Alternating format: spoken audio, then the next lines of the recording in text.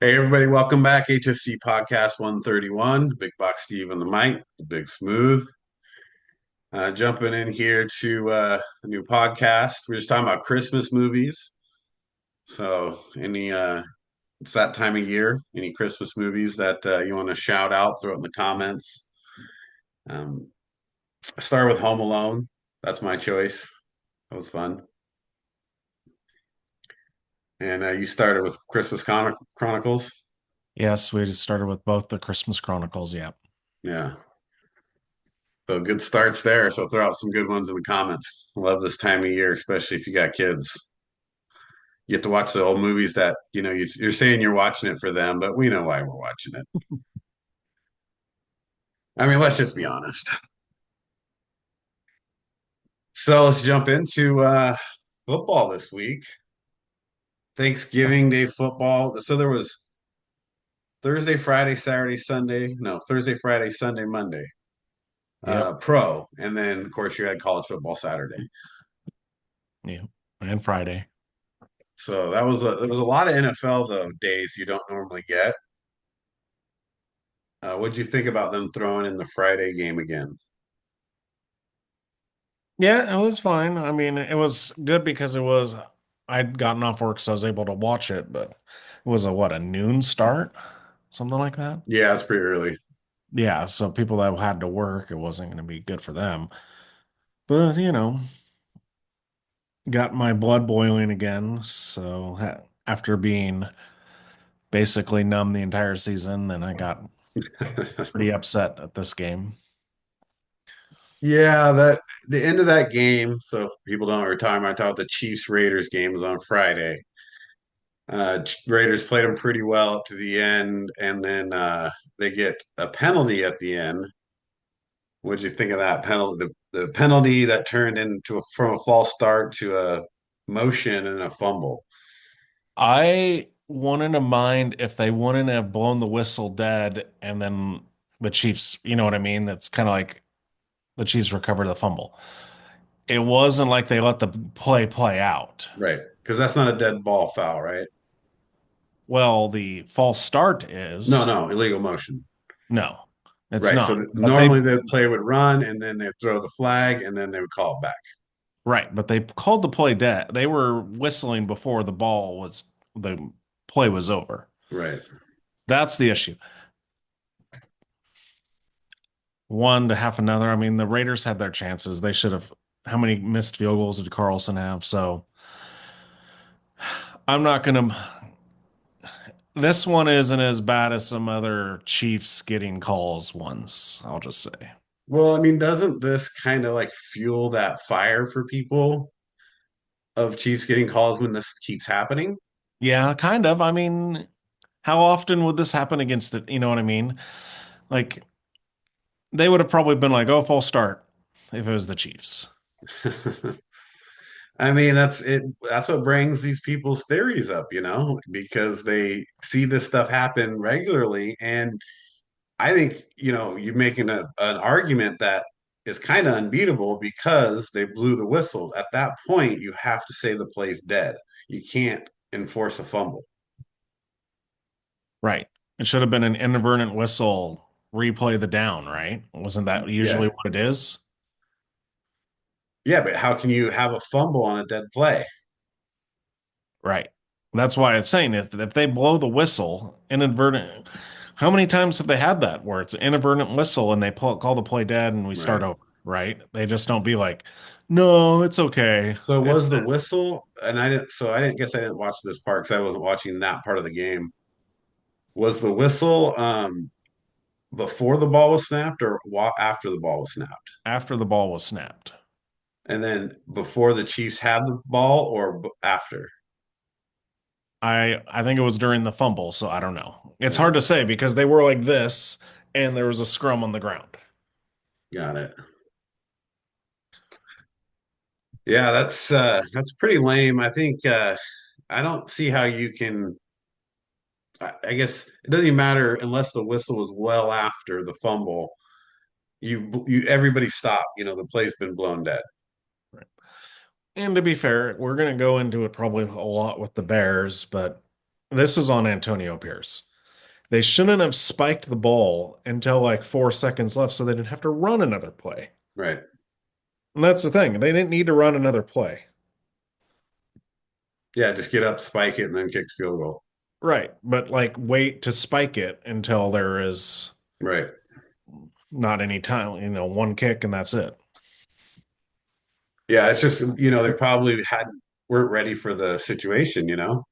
Right. I mean, Aiden O'Connell came out and said, he puts it on himself for not being in command and control of the situation. Right. Yeah, but every quarterback's going to say that, Yeah.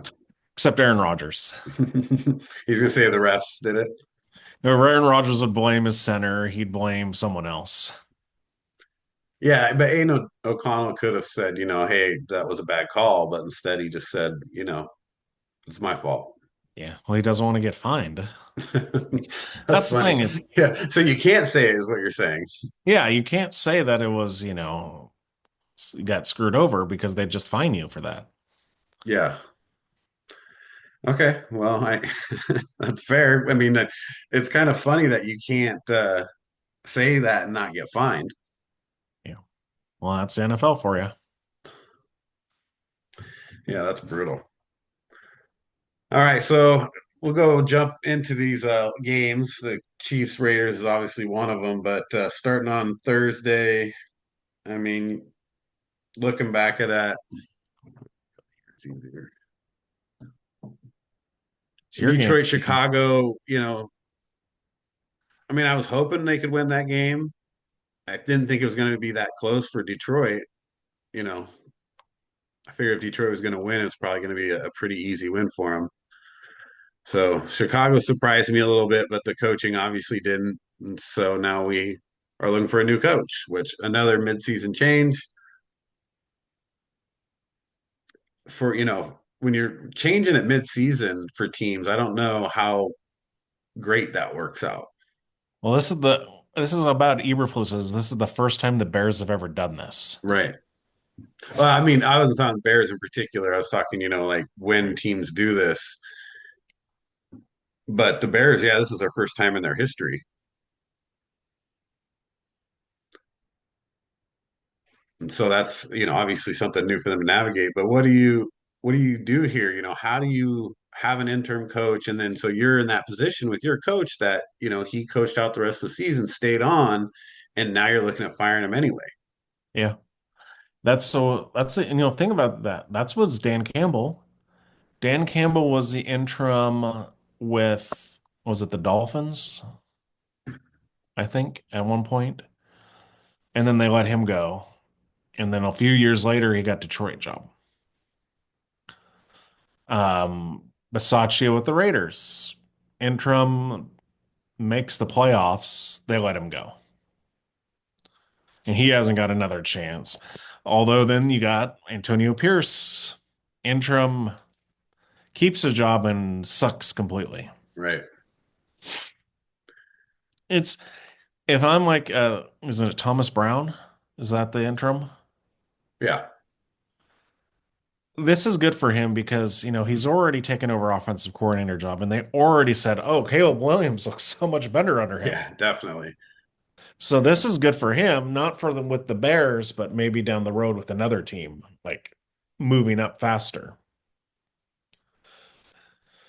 So Chicago, looking at potential candidates and then, the interim, it almost kind of feels like they got to bring in somebody a little stronger than that, than an intern to a no experience coach. Right. Well, the rumor mill, have you seen who they were thinking of from college? I mean, I saw a few different things thrown out, but I saw the most uh, accurate source I would consider would be the Notre Dame coach. Yeah, Marcus Freeman. Yeah, I've heard that or Cliff Kingsbury. yeah. I think I ideally we could go after Ben Johnson, but that's a tough one Yeah. because he's going to have a lot of offers, and then you're asking him to go to a division rival. Yeah, but being an offensive mind, if you could think, oh, I could go in with Caleb Williams, DJ Moore, and Odunze, right? Yeah. It's pretty good. Oh, and I was going to send you one of the mock drafts, and it sounds crazy, but they had the Bears taking Genty. Jeez. I wouldn't put it past them. Who's he going to run behind? Right. He's just going to get killed just like Caleb Williams, dude. I mean, I'm surprised Caleb Williams didn't quit at one point. Yeah.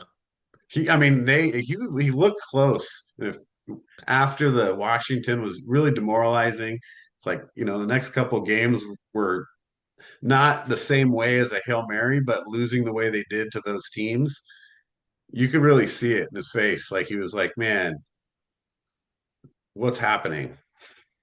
Well, and that's the thing with the NFL, right? Everyone's so quick for judgment. Like right at the beginning, first few, it's like, oh, Caleb Williams was a bust.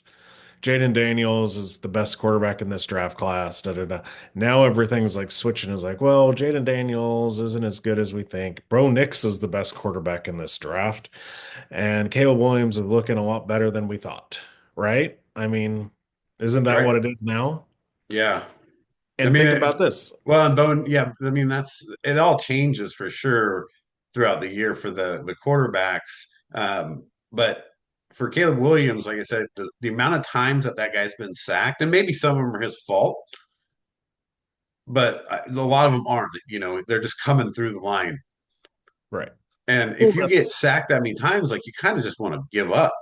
yeah. Well, that's why we've had the bust quarterback of like Joey Harrington and Andre, all these guys that got like David Carr. Yeah. Remember how many times he got killed? But that goes back to like think about hindsight. Last year and then into this year, it was last year's quarterbacks. It was CJ Stroud and everyone else was a bust, right? Now CJ Stroud doesn't look that good with a not a very good offensive line. Right. And Anthony Richardson looks a whole lot better, and so does Bryce Young. After that, both of them getting benched, they come back and they look a lot better. Yeah. Indianapolis got pretty lucky to sneak out of that win with New England, though. Bryce Yeah, Young, for me, they're finally using what he's good at, which is the short, accurate passes, and a lot of them. And I don't think he was ever utilized right. I mean, I'm sure he had his struggles when he started, but what he's really good at is, just being quick and accurate. That's how he got to where he is. He doesn't have a big arm, and he doesn't have the tools that some of these other guys do, but, he's very accurate, especially, inside that 15-yard range. And so it's nice to see him, throwing the ball a lot and maybe, becoming a better quarterback. well, right, because you look at the last 2 weeks, they took the Chiefs and the Bucks to the brink, right? Yep. Yeah, and I don't know. Like I was just looking at this week's stats. They had that great game with Tampa, but you see his attempts were what, 46?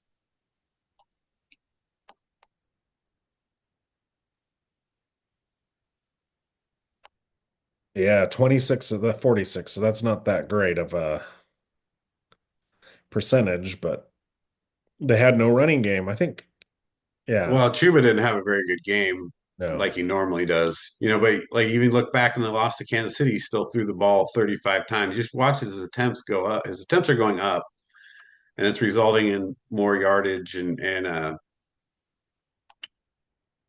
lot more yards for the team as well as the receivers too. You look at that.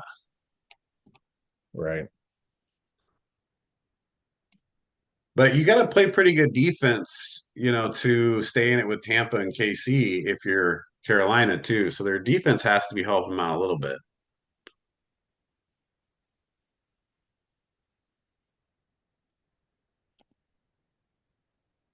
I was pretty surprised, Baker's numbers weren't very good against Carolina.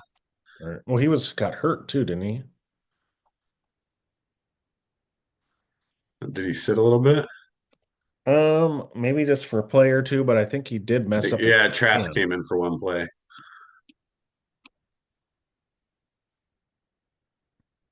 Yeah, I'm pretty sure he's.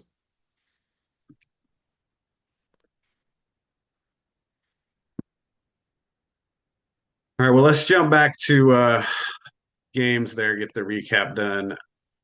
We always get off schedule. Giants, Dallas. I don't even know. That's ended up being such a horrible Thanksgiving day. Dallas gets the win. I mean, the Giants are equally as bad. Green Bay, Miami. Green Bay handled that game pretty easily. Well, I guess you just have to say that the Dolphins now two times, the last two times, Kansas City and Green Bay. If it's really cold, don't trust the Dolphins. Yeah, I'm gonna have to revisit that pick.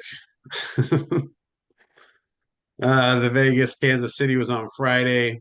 Again, heartbreaker there for Vegas, but again, Kansas City struggled. So we'll see how that continues for them. The Chargers beat Atlanta in a really ugly game. Cousins threw a bunch of interceptions. It's like, come on, Uh, man. Atlanta stuck around. Bijan ran the ball well, but in the end, just who had the ball last, I guess, because that was a horrible game. the Uh, Falcons and Bucks are now tied. for the lead in the division, Yeah. yeah,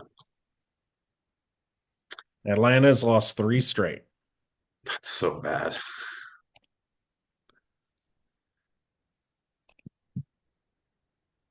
Yeah, so talking, you said Atlanta loses three straight, tied with the Bucks. So if we look at that division, this is a good sidebar. NFC South, I mean, Saints 4-8. I mean, that's still enough games. There's plenty of games left, right? Yeah. It was a killer for them losing last week, though. That was tough. They played pretty good early in the game, but just didn't keep it going. But not to say they're out though, because they're only two games back. Which is crazy. That's what I'm saying. So I think a lot of teams wouldn't mind being 4-8 and being only two games back. And then you got the Bucks and the Falcons at 6-6, tied for the division lead. So I mean, we could revisit the schedule, but you may be sending another barely 500 team to the You might have playoffs. two divisions like that, Yeah, NFC West isn't looking strong either. Seahawks pull up to the lead at 7-5, which is crazy because beginning of the season, you wouldn't say that they would be ahead of all three of those teams: Cardinals, Rams, and 49ers.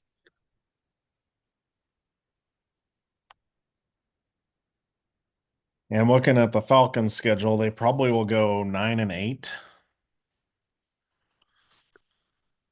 Yeah, you know what's crazy about that West is they're all within like a two-game striking distance. Right. That's going to be a mess. Yeah,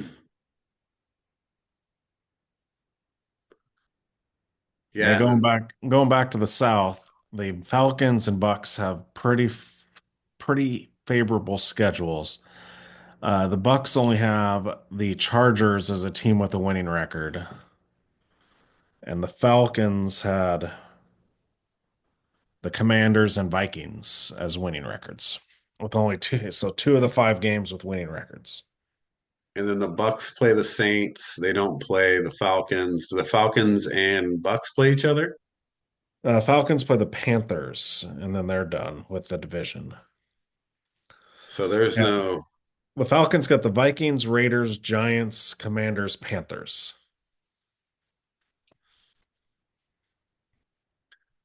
so the Saints need to hope that Falcons lose and then they can win and beat the Bucks in the last game.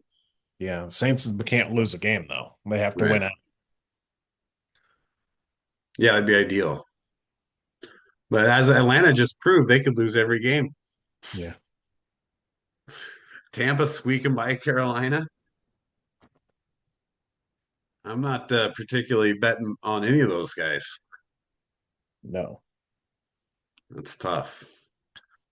Do you think if the Falcons lose this next week, are they going to Penix? Man, I would have went to Penix this week. I mean, look, you Cousins throws a couple early interceptions, right? You're still in that game. I mean, you still have a chance to take, control of that game. And how many you throw? Four? Yeah. So yeah, I would have replaced him at two and let Penix finish the game, see how it went. I mean, what do you got to lose? So he throws two interceptions. It's the same thing Cousins did. But yeah, I don't know. Yeah. For me, I would have done it then. I think if he loses another game, definitely you have to. Especially if he comes out and throws two, three more interceptions. You know what saved him really, if you remember, was that 500-yard game. I don't remember who that was against. It was a few weeks. Let's see, was it? It was a primetime game too. It was the first Bucks game, right? 509 yards, four touchdowns. And they're like, "Oh, Kirk Cousins is great again." And that's after five games. So I don't know. I would go to Penix. What do you think? Yeah, I when they signed Kirk Cousins and all the media people were like, Falcons are going to the Super Bowl or Falcons are easily winning this division. I was like, I don't think so. I've not been high on the Falcons at all. Even if they bring in Penix, I'm still not high on the Falcons because I But don't would think you could you? take a rookie quarterback and come in, in week 14, 15, and after having a losing streak of 5 games, come in and say, okay, here, rookie. So would Help you us. switch him or not? I think I wouldn't. I would just let Cousins ride out this year, and then if you make the playoffs, you make the playoffs. If you don't, you can cut ties. Yeah. I mean, if ultimately you think you're going to cut ties anyway, why wouldn't you want to get Penix some experience? Yeah, I guess I would And think more of just he's save a him. top 10 pick, dude. Yeah, I'm more for someone like Penix. I would rather let him sit a year. Yeah, you like the idea of him getting the full year off and then just coming in next year, start from scratch. Yeah, the Mahomes. Yeah, I think there's benefits to that. I mean, obviously, not everybody's gonna be Patrick Mahomes, but he's a great example. Um, so yeah, there's definitely benefits to keeping Cousins on. The downfall is if Cousins plays decent and then you keep stretching it out, you might keep leaving yourself in these 6 and 6, 500 situations for the next couple of years. I mean, he's what? It's a 2-year contract, but I thought they could get out of it in a year, right? Well, that'd be nice for them. I don't know what the contract details are. I know it's at least two. Thought it was something where because then everyone once they took um Penix, they were like, oh, Yeah. I mean, this is kind of why you took him though, right? As the backup insurance. And now you got to use it. okay, so he signed a 4-year contract, but let's see. I mean, so they don't plan on bringing in Penix then. They're going to keep Cousins the rest of the year. Yeah, I want to see what the I mean, let's say on a four, you keep him two, you have to keep him two, or you take a big hit. Oof. Yeah, you're kind of screwed because he has 90 million guaranteed. Hmm. And if he's on the roster of the fifth league day of 2025, then he gets his 2026 roster bonus, so just 10 million. So they kind of have to get rid of him and take a hit after this year, I would think. Yeah, I guess if you thought Cousins was coming in taking to a Super Bowl, it was worth it. But man, that's doesn't look like such a good deal anymore. Yeah. Gosh, a dead cap of 90 million. Maybe All that is, right, well, maybe they're kind of stuck with him then. we'll see what will be. It'll be interesting to see how they play out, especially if he continues to play bad. Let's see here. So that was any other games here?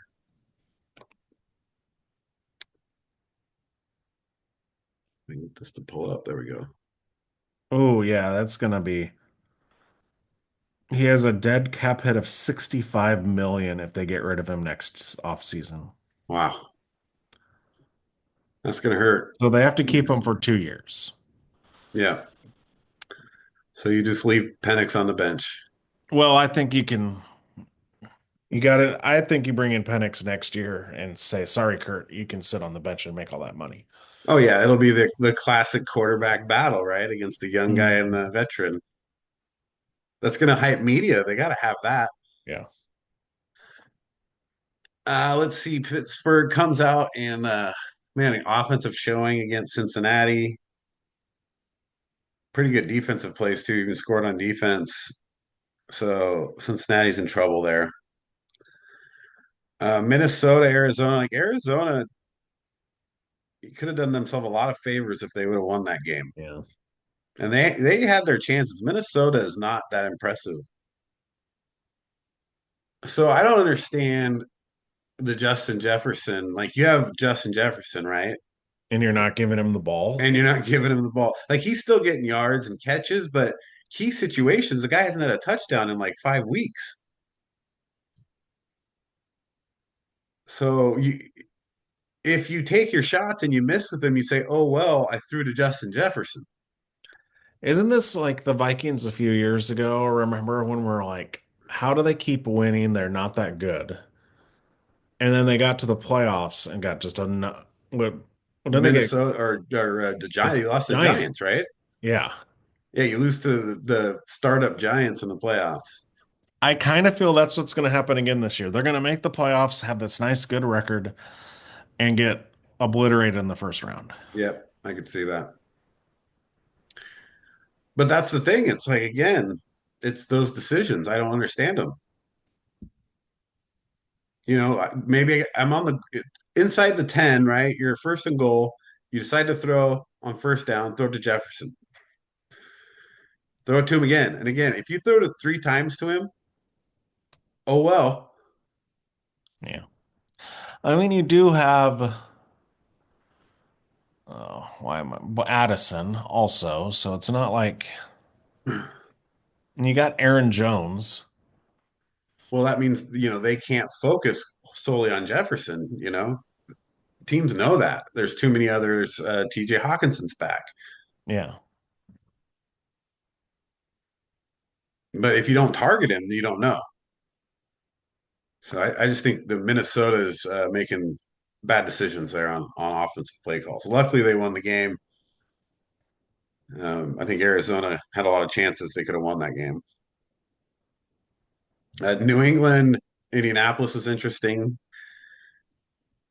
Looked like New England was going to win, and all of a sudden Indianapolis wins in the end.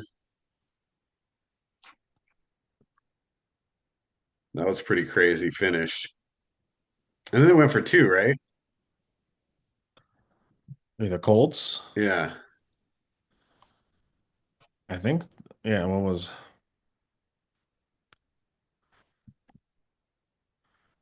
I didn't get to see that game. What was the So no? 17. They both went for two. Yes, Indianapolis scored. Oh, they just won. Yeah, 2 point conversion. There Yeah, it is. yeah, the Anthony Richardson run. Yeah, with 12 seconds left, so the game was Yeah. over. That was it. Um, but they also scored on a huge play or a big drive to finish the game to then get the 2 point. That's why people were giving it was the Anthony Richardson coming out because he took him down the field, won the game, and then got the 2 point convert. Yeah, I hope that carries over for him. He make no mistake, he's going to have his highs and lows still. He's still a work in, like we said, he's really talented. He's just not molded yet. So you just got to take your highs and lows with him. But he's got so much talent, you got to give him his chance. Yeah, the upside's great, with especially with the running the ball and the goal line. It's a lot like the old Cam Newton, right? Um, once you got inside the 10, it's a whole different defense you have to play because you have to now play the quarterback as a position player. Right. And you got to realize, remember what? He only started like 12 games in college. Yeah, he's got a lot of learning to do for sure. Yeah, he still has struggles with accuracy, and obviously that's going to lead to interceptions. I'm just surprised that they don't let him throw the ball a little bit more. And I get it, you got Jonathan Taylor. I mean, when he's healthy and running the ball, he's a good running back. So let's see, where are they sitting right now? I think I mean, they're, they're 2 games out of Houston, really. I mean, 6-7 versus 8-5. yeah.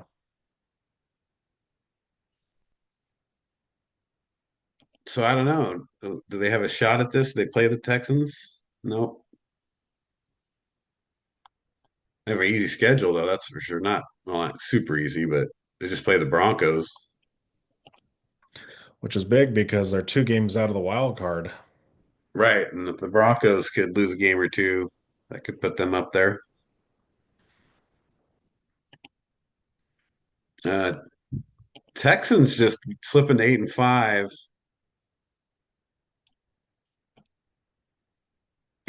barely getting by the Jags, losing to Tennessee in the last 2 games. You got the Dolphins, Chiefs, Ravens, and Titans to finish. That's not easy. No. So you just lost to the Titans. The Dolphins, you never know who's going to show up. And then you got the Chiefs and the Ravens. This is like, I think this is the growing up party for Texans right here, right? Like last season was kind of that lost in the fame. And they've had a kind of a tougher season. And this is CJ's sophomore season. And he's not playing great. And now they got to go finish the season, go into the playoffs with a real tough schedule. Right. And the Colts got the Broncos, the Titans, the Giants, and the Jags. Jags, right. Jeez. So not a particularly hard schedule. So they're still No. there. That's the thing is if the Colts can beat the Broncos, they have a chance because they can win the rest of their games. Yeah, they don't have a very hard schedule there. Broncos got, Bengals, Chiefs, Chargers, Colts. So yeah, it's a big game for them. I guess now you'll really get to see what Richardson's about, huh? Yeah. And Bo Nix. Yeah, for Bo, I mean, he has his moments last night where and they played Monday last night against Cleveland. He had moments missing some throws that and then forcing some throws that you really like, oh, he's a rookie. Yeah. And he was lucky that he went up against Jameis because you got what you get from Jameis. You get great yardage and then a bunch of Right. boneheaded interceptions. He almost had three interceptions returned for touchdowns. Yeah, I know. Yeah, I mean that killed them too. Yeah. So yeah, that's going to be a big game this week. We'll talk about. Let's see, Seahawks, Jets, Washington killed Tennessee, Houston, Jacksonville. You expect them to win by a lot more on that one. Talk a little about New Orleans, Los Angeles, the Rams. So the Rams beat New Orleans. That was important for the Rams too. They needed to win that game. Tampa, Carolina, and the Baltimore, Philly. That was a big game. Mhm. So what are your thoughts on Baltimore, Philly there? Philly pulling it out. I think I'm just a broken record when it comes to the Ravens. Every loss, it's like feed Derrick Henry the freaking ball more. You don't need Lamar Jackson throwing it 36 times. Come on. Yeah. Yeah, Hurts only throw at 19. Yeah. Saquon only had four more carries, 23, and to Henry's 19. Yeah, it does make you wonder. He's got a good average. Why wouldn't you? Well, and then like I showed you, it was all Justin Tucker, really. And it wasn't Yeah. like long, it was like some really easy kicks too. Yeah, that's rough. Two field goals and an extra point. Obviously that ties the game if you just have those points.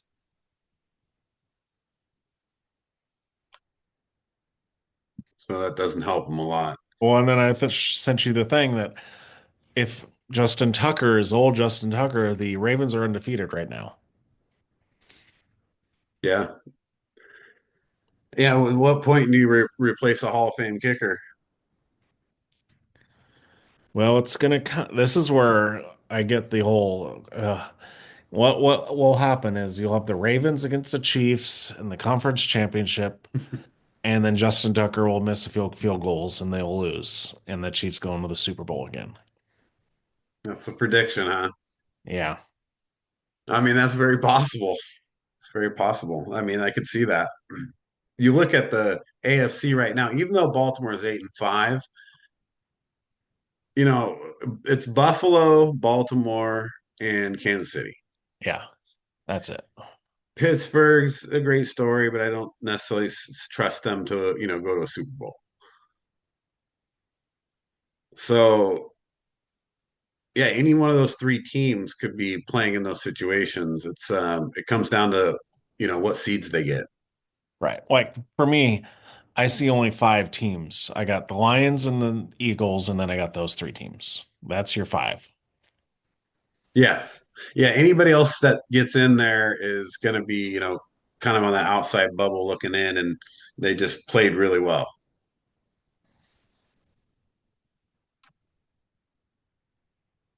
It's once they figure out who's going to the playoffs, like the matchups will make a difference too.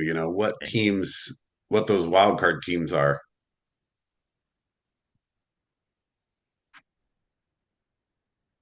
But I think, yeah, you're pretty correct on that five there. I think I would definitely go with the same thing.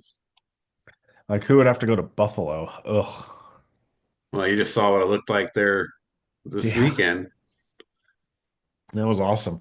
That's the other Nice thing. snow. We had two snow games this week, Yeah, or within like a week. Like I guess it would have been a week and a half, right? Because it was Cleveland, Pittsburgh, right? yeah, it was Two. Monday night. Oh, was that Monday night? Yeah, wasn't No, that Monday. Monday No, or it was last Thursday night? It Thursday. was Yeah, Thursday night game. It was a night, yeah. yeah, Thursday night. Yeah, the snow's really fun to watch. It's like, but then you see stuff like in the Buffalo game. I don't know if everybody saw this, and if you haven't, you gotta go watch it. Where just, oh man, Josh Allen gets the touchdown pass to himself. Yeah, that was awesome because yeah, it was. he got a reception and a touchdown pass for Right. fantasy football. But just the fact that you like threw a touchdown pass to yourself, and then statistically, when you look at a stat sheet, that's pretty crazy. Yeah, that's awesome. But the And then play he was like, even better. right. Who was it? Troy Aikman, or who was that on the Troy Aikman?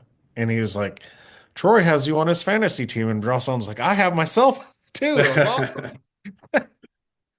Yeah, I mean, that was an incredible play. The dive to the end zone for the touchdown. It's a lateral. I mean, all of that's just fun, especially in the snow. Well, you could tell. I mean, they Buffalo was like, oh, this is we can play here. The Niners, it was like they'd had no idea what they were doing in the snow. Well, they were okay until McCaffrey got hurt Yeah. because he was unstoppable. Right. He was like, I can do this. No one Right. else. Well, as what's his name? Cook showed that all it takes is one guy just to run up and down the field. I mean, you look at McCaffrey's stats before he went down, or just and watching the game. He just was just running by people. Yeah, and now he's out for the season. Yeah, it always sucks to. The Madden curse. I mean, I just watched the Madden documentary. They said it's not real. Okay, the first pick overall fantasy football plus Madden curse. Yeah, it is that. That one's a bad one. Trying to see the stats. Anyway, he was rushing for like I think he had like 7 yards, 8 yards of carry, or something like that. Already had some 7.6, receptions. yeah. Yeah. So he was just running up and down the field, to start with, and then he gets injured. And now it's just like it was over for San Francisco at that point because nobody else could do anything. Yeah. And then let's see, wrapped up Monday night,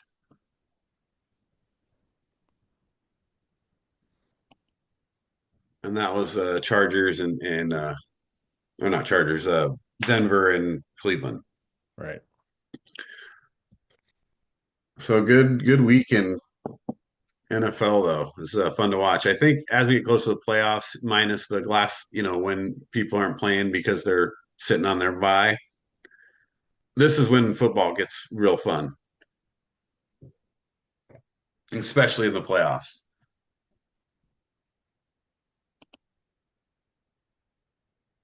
All right, so let's get into this week's picks.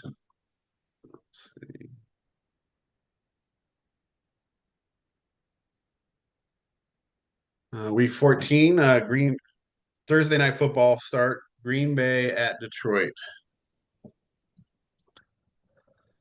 One of these weeks I'm going to be right, and this is going to be hopefully that. I still don't trust the Packers, even though they keep winning. I'm going Lions here. I think they're the best team in the NFC. It's at home, so I'm taking the Lions. Yeah, I mean, for me, it's hard at home, to take the Packers here. I think the Packers, could beat Detroit. Just, Detroit's not the greatest team, but at home against a division rival, they're going to come to play. So it should be a fun game to watch. Either Green Bay plays them tight or Detroit blows them out. I mean, I couldn't see it going the other way.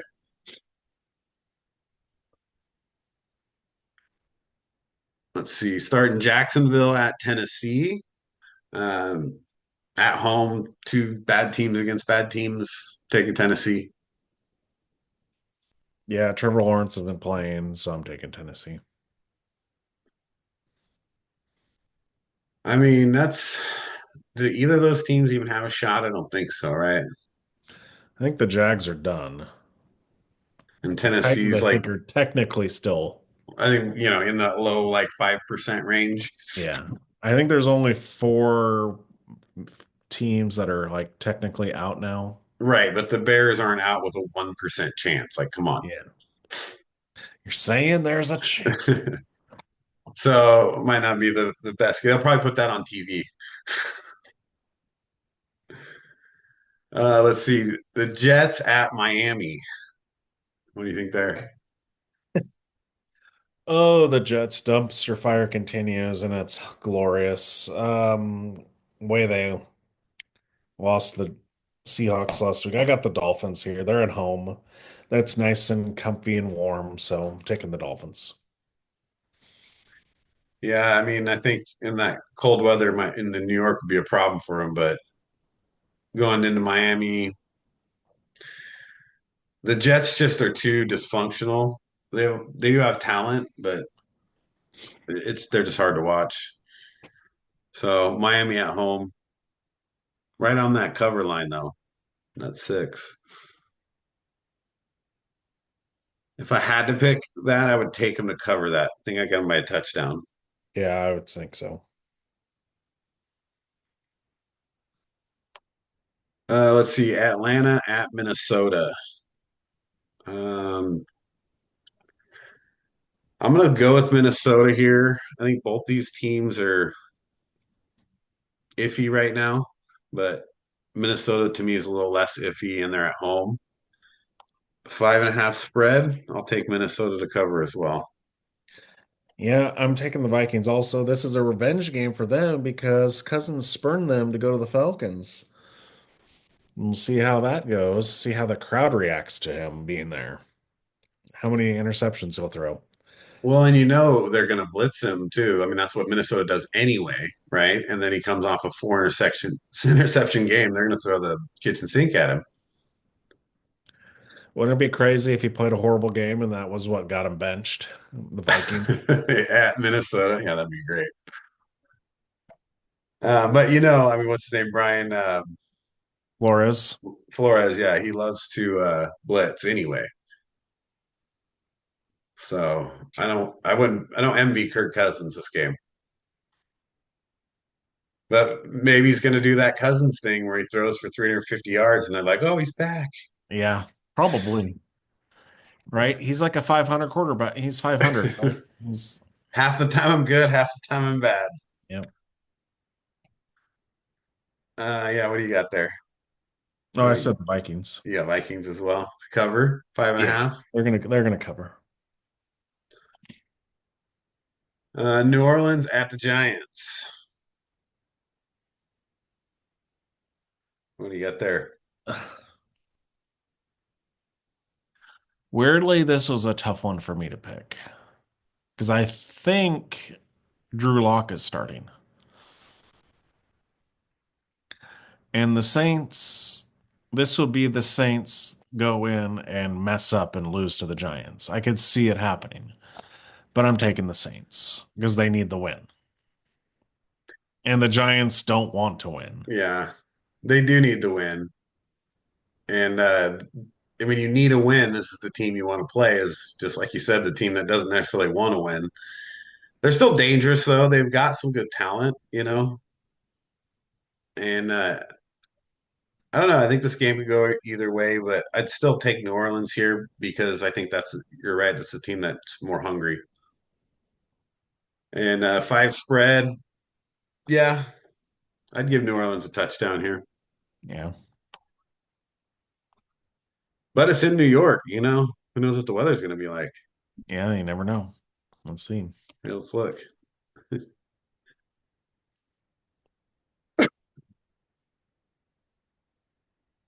No, it looks pretty good. That'll be fine. Yeah. Well, the wind is about 11 miles an hour, though. So, Yeah, Kamara's back though. He's running the ball well, and he's going to run all over New York.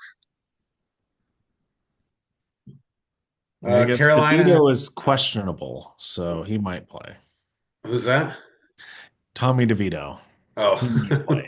Danny DeVito.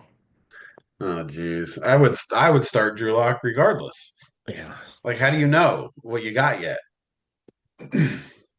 You know what DeVito is.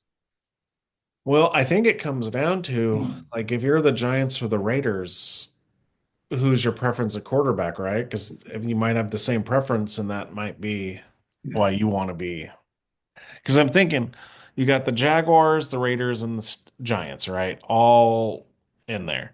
Right. Jags are probably going to take Travis Hunter, right? Wouldn't you think?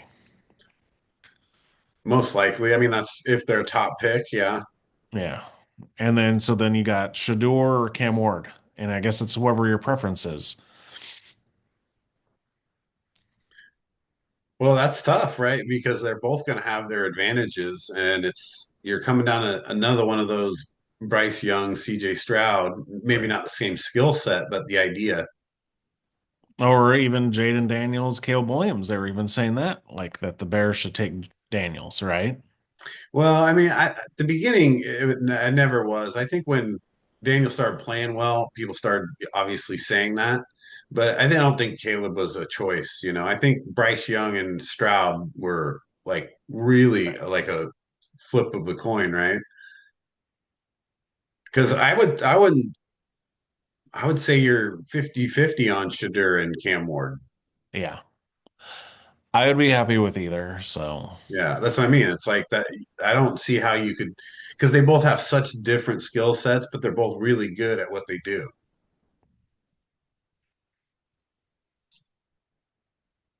Yeah, that's gonna be an interesting pick. But and so Jacksonville, you're saying they're not even thinking of replacing Lawrence.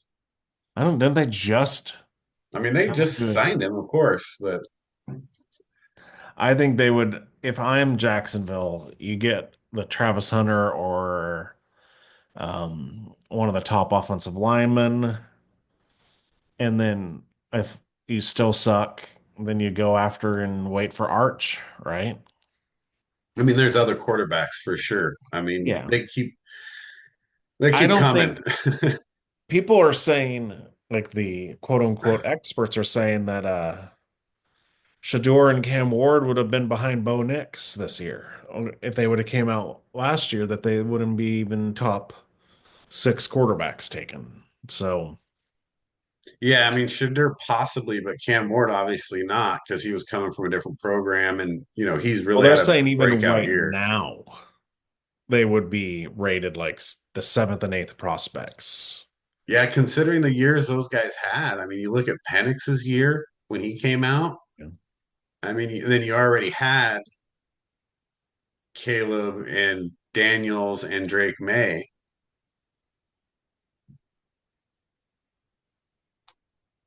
But, still, we don't know what's going to happen with any of those quarterbacks. That's now they're talking Bo Nix as, possibly the rookie of the year. Yeah. Which don't get me started on that one. That would be a whole other. Yeah, that's a Just that's a call it the quarterback award. that's a different sidebar. Okay, well, let's get back to picks here. So Carolina at Philadelphia. I'm obviously going Philadelphia. I think Carolina's playing better, but it's at Philly, and this will be a little bit more of a reality check for Carolina because Philly can do a little bit of everything on defense. And this is where I guess you see how much Carolina's defense has improved, right? If they can hold Philly, this line's at 12. I got them at 13. So if they can get under that, then that's a win. But they're not going to. Come on, Steve. Where's the adventure? Where's your going to try and win some games? Not Swing this game. one. It's not the one. I'm not dying on this hill. Yeah, I'm taking the Eagles also. Yeah. I I think the Chiefs. It's what the Chiefs do. They play down to competition in the regular season and then they ramp it up. So I don't take too much into account with that game. And then the Bucks Panthers game, it was, it's a division game, so those are always close. I don't think the Panthers have a chance in this game. You're saying they're not for real. No. Yeah. I mean, it's going to be a lot harder with that pass rush on them. So I guess you get to see has Bryce Young improved, right? Like, is he what people are starting to talk more about? So it's a big game for Carolina and Bryce Young. But yeah, obviously still not taking him, but should be uh should be fun to watch. Let's see, Cleveland at Pittsburgh. That's you. What do you got? I I can't trust the Browns. Even how exciting Jameis is, you saw what happened. Then he just throws a bunch of weird interceptions. Steelers are the Steelers. Tomlin, another winning, already clinched a winning record this year. So yeah, I'm taking the Steelers, and yeah, I don't know. Yeah, I'm gonna say they cover. Yeah, 6.5. So I got.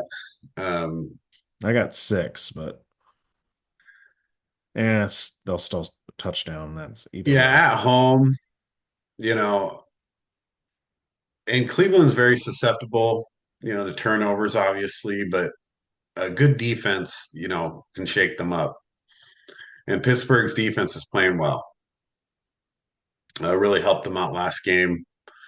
And it's hard to stop the Bengals anyway. Their offense is pretty good, but they came up with some big defensive plays. So if they continue to play like that, they give themselves a chance. But in this game, I think they're going to want revenge.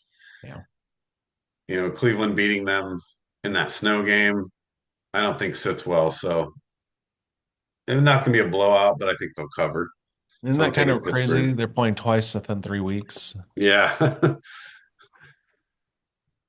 That's what's fun about the divisions. I hope they never get rid of it. Let's see. Las Vegas at Tampa Bay.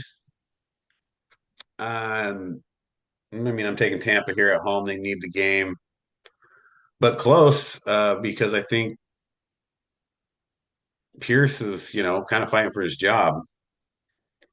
Well, and then we've already kind of seen that Aiden O'Connell should have started over Gardner Minshew. Yeah. Well, and he's bought into it too. Like he doesn't seem like O'Connell wants to just like roll over on the season. Well, and also it was Getsy's preference for Minshew. So Yeah. see how that did again. Getsy's, I don't know. He's gonna get hired somewhere else again. Watch. But the Raiders, I think, keep it close. So I mean, 6.5, 7 points. I'm gonna say they don't cover. So I would take the Raiders with the points, but I'm picking Tampa to win. Yeah, I agree. I think it was a nice little story of them almost beating the Chiefs, but their season's done. They're already eliminated from playoffs, so hopefully soon they start sitting people, but You want them to lose though. now I do. And well, that's the funny thing. It's funny because like in my mind, I want them to lose, but watching the Chiefs game, I got so mad at Oh them losing. yeah, it's like the Detroit Thanksgiving game, dude. Like, of course I want them to win, but they're 4-8, so really the best Yeah. thing for them at this point is to lose. Right. But for me, it was like, yeah, to the Chiefs too. It's like, oh, if Right, they could just, because that would have knocked the Chiefs out of first place in the conference, and Buffalo would be the 1 seed. right. The Chiefs keep plugging away though, Yeah. and now Pacheco's back, so they're going to get Yep. stronger. Let's see, Seattle at Arizona. What do you got there? I'm jumping off the Cardinals bandwagon, and I'm going to say the Seahawks here. I think the Seahawks have the Cardinals number. It's kind of weird in that division. I feel like it's all these teams, different teams are good against one other team. I feel like the Cardinals can beat the Rams, and I feel like the Seahawks can beat the Cardinals, and I feel like the Niners can beat you know what I mean? It's like, so for this one, yeah, I got the Seahawks. Watching, because I watched the Cardinal Seahawks game last time, and it would seem the Seahawks defense really got after the Cards, so I'm going to take the Seahawks here. Yeah, this is I thought you might take the Seahawks here, so I'm taking Arizona. Not just because of that, but because they're at home. It's the revenge game, and Arizona needs it. Seattle's not always that impressive obviously half the time. But I think Arizona's figuring out a little bit, with let's use McBride a lot and then help our other guys get open. And if they can stick to that strategy, I think they have a good chance to move the ball, and then outscore Seattle. So if I'm getting points, plus I'm taking Arizona. So is that our Well, first the swing the game? Cardinals are favored though. Oh, they are favored. Oh well, I'll give up three then because I got them by seven. But that's first swing game, right? Yep. All right. Buffalo at the Rams.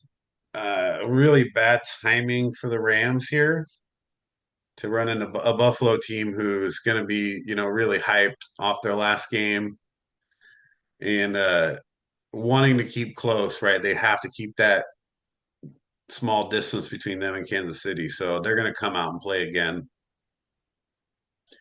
Even though the Rams need this one, I just don't think they can beat Buffalo here. So I got Buffalo to cover. Ah. Yeah, I got Buffalo to easily cover. I said they won by 10. Yeah, I'm by 10 as well. Okay, Chicago at San Francisco. It's an interesting game. I'm taking the Bears. Yeah, you're not gonna let me get a swing game on this one, are No, you? I just, the, the 49ers are hurting. Both Mason and McCaffrey are out. The Bears seem to always play the Niners tough. Remember when the Justin Fields Yeah, first the game, in the the monsoon. monsoon? Anybody game in a monsoon, come on. But yeah, I'm taking the Bears here. Yeah, I mean, I'm going with the Bears, obviously. But again, you make a good point. The reason why it's not just because I'm taking the Bears every game, but losing McCaffrey and Mason at the same time, that's going to be tough because running the ball really important, especially since they don't have all their key players. Debo needs that running game.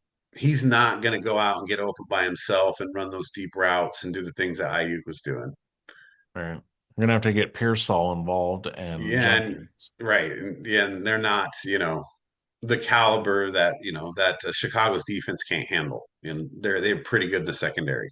Plus, the Bears are gonna be happy because they got a little Eberflus because it sounded like they did not like him at all. Oh my gosh, dude! I mean, just the fact that they're not all of them, but some of them are saying that now that he's gone, we're ready to play. I'm like, that's frustrating. That is the frustrating part there.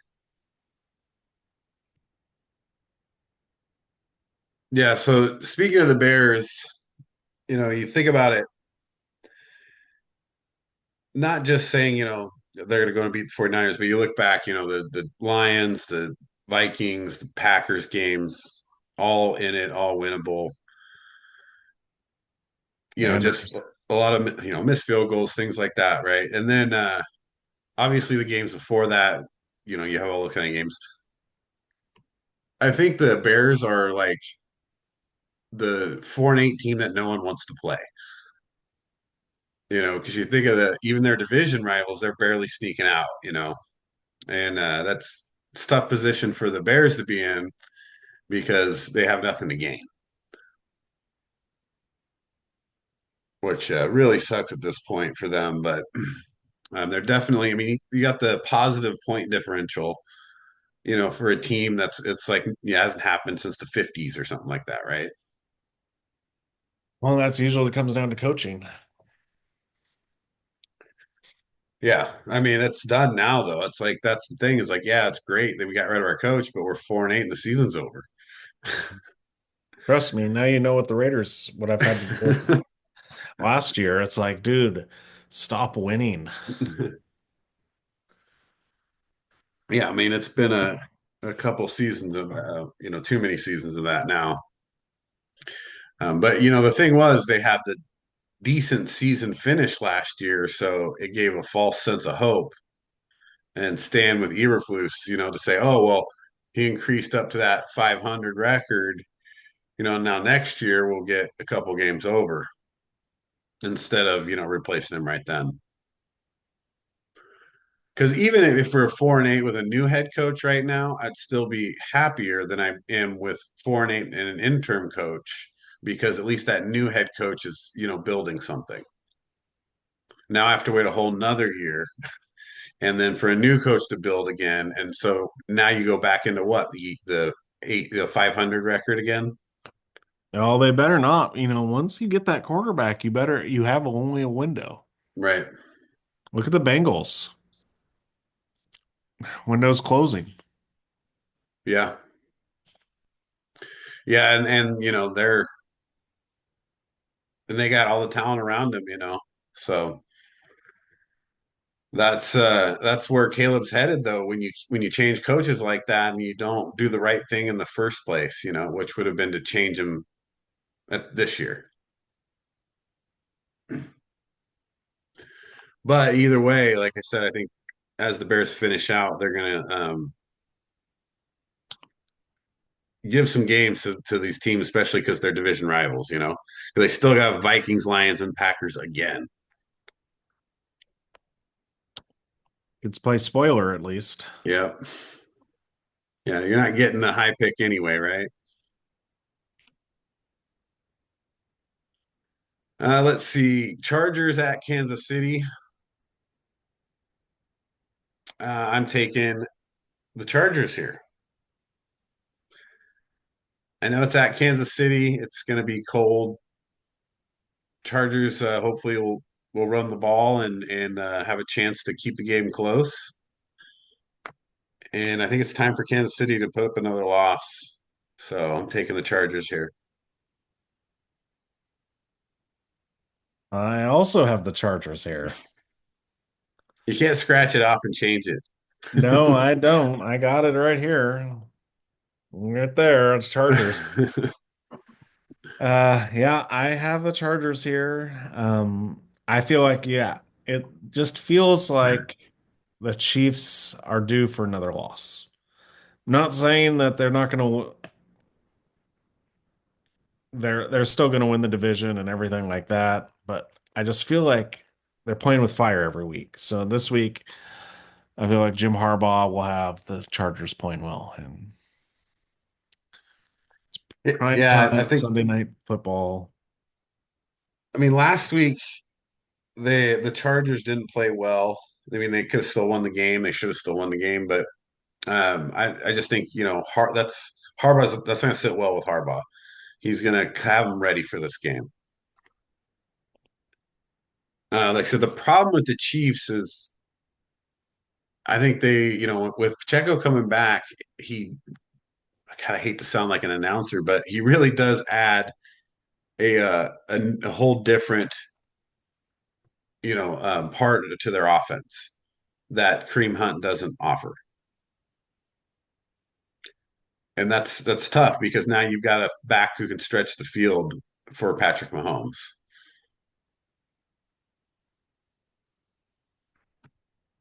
So that's not good for the future of Yeah.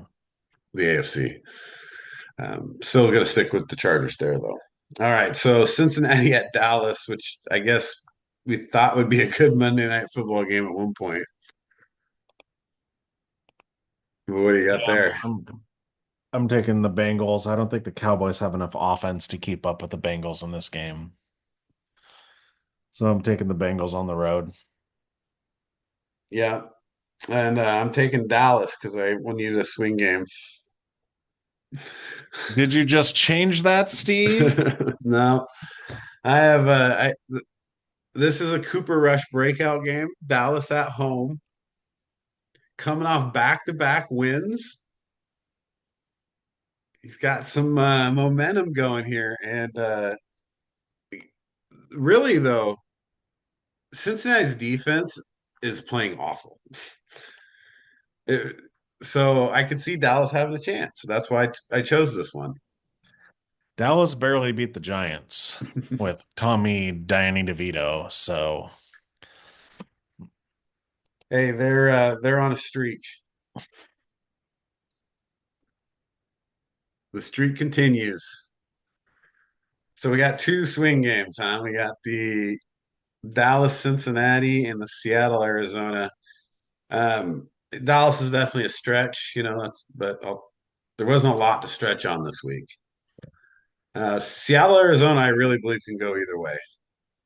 so how many game lead do I have on you, Steve? A lot.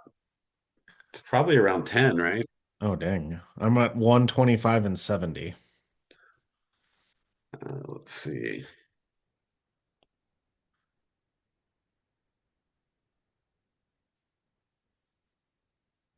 I'll have to add mine up real quick.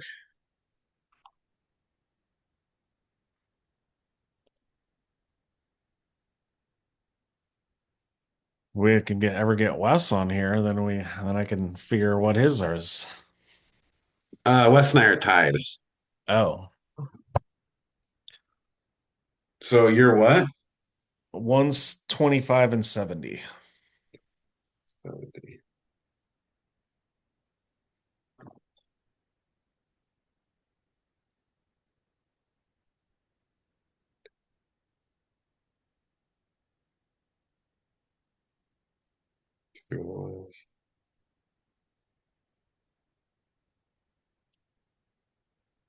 Oh man, that's not good.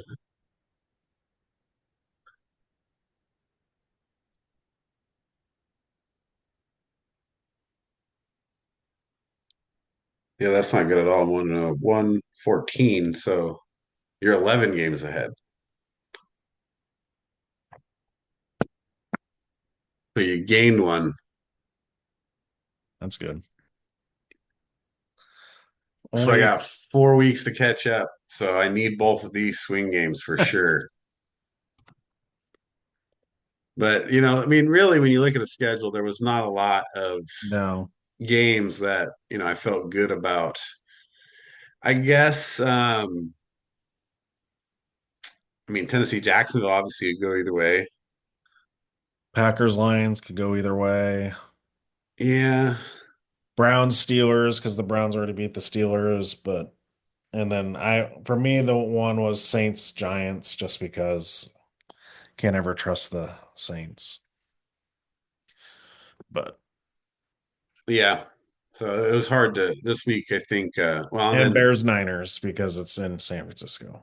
we'll see how well we do. But I think most of these are a little easier to pick. Obviously, it's getting in the spreads, which makes it harder.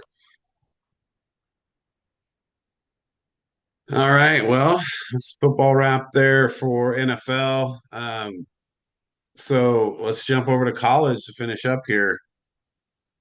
So thinking college, we're on conference championship week. Yeah. So that's why I don't put a lot of stock into like the current projections because this week is what is going to mold the playoffs. Right. Well, because if you let's say we have no upsets, then this is what we're getting, right? Well, let's see. Let's see what the actual predict is right now. Okay, so let's first start with that. So you're saying the college football rankings right now, those are the 12 you're going to get? Well, no, because you get Iowa State or Arizona State instead of Miami, right? So if you're looking at the rankings, it's the top 11 plus whoever wins the Big 12.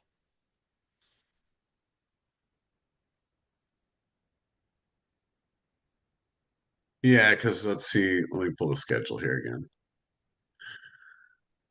We'll break this down real quick for everybody. Um, so yeah, because Texas, Georgia both top five, you got to take the Big 12 team, assuming SMU win. What about an Oregon loss? I guess that doesn't matter because they're still going to make it. No. Yeah. It'll be just about seeding. The only one would be I guess if UNLV beats Boise State, then UNLV makes it. Right.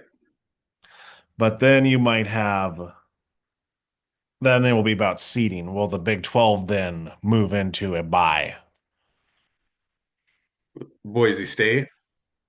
Well, right now, Boise State's going to have a bye. If they win out, if they win on Friday against UNLV, they're going to be the 4 seed. Right, right. But if UNLV beats them, Then I think the Big 12 team will be the 4 seed over UNLV. the loser of the Big 12 championship. No, the winner. No, I'm saying UNLV makes it, Yeah. but they won't be a bye team. The Big 12 winner will get the bye. Oh, get the. I'm talking about Boise State. If they lose, would they drop They're out out. of the playoffs? They're out. Yeah. If they lose, Yeah. they're out because So there is no wiggle room for non-power conferences. okay. So yeah. So what you're saying is it doesn't matter if a Mountain West team has a better record than an SEC team.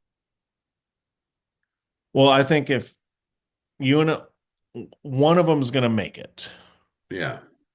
but I'm Well, I just mean, saying, if Boise State loses, and then you look at um, Miami, or I guess not Miami, but Alabama or Ole Miss or South Carolina, all these teams have 3 losses. well, you think, no, I don't, I think if Boise State loses, they're done.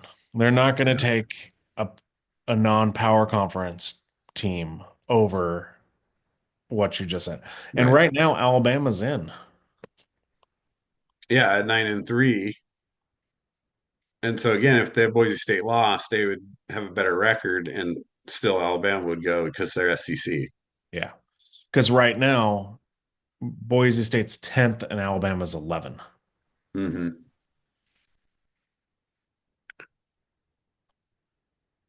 And then Georgia, they lose, right? I still think they're in. They're at 5. There's no way you're going to Yeah. have them go down. And it just comes down to like, unless Texas beats them by like destroys them, right? That's the only way I think Miami would get in. Right. So you're going to take three or two 3-loss SEC teams. Yes. Because I don't, the conference championship, we talked about this last week. And so, but you're talking about a 10-3 Georgia or a 10-2 Miami. Yeah. They both have 10 wins. You can't look at just the losses. You got to look at the wins too.